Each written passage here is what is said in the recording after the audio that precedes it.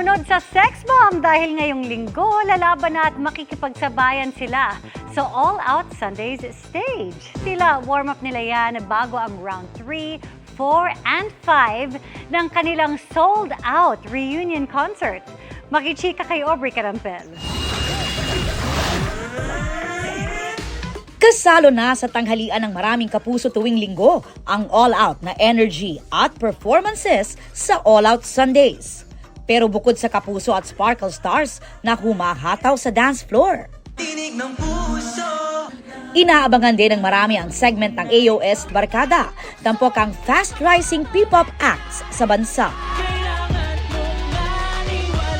At ngayong linggo, humanda na ang mga pinalaki para lumaban at di bumawi dahil ang isa sa OG P-pop girl group ng bansa na Sex Bomb muling hahataw sa AOS stage. Ayon kay Sex Bomb Girls leader Rochelle Pangilinan, hindi nila akalain na after almost 3 decades ay muli silang magkakasama-sama at makakapagsayaw bilang isang grupo. Overwhelmed nga raw sila dahil nananatiling solid pa rin ang suporta ng kanilang fans.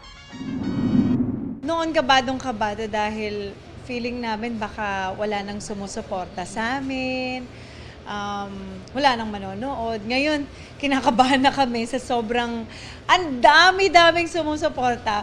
Hindi namin alam kung matutungbasan ba namin. Oo nga. Get ready na makihalo kay Ube with the Sex Bomb Girls na maghahatid rin ng nostalgia malala.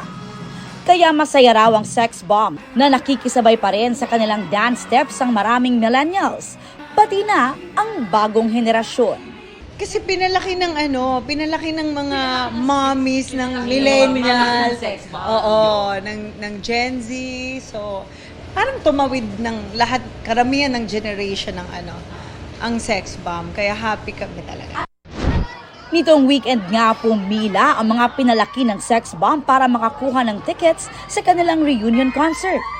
Ang isang fan, hindi lang napatalon sa tuwa, napasplit pa matapos makasecure ng ticket.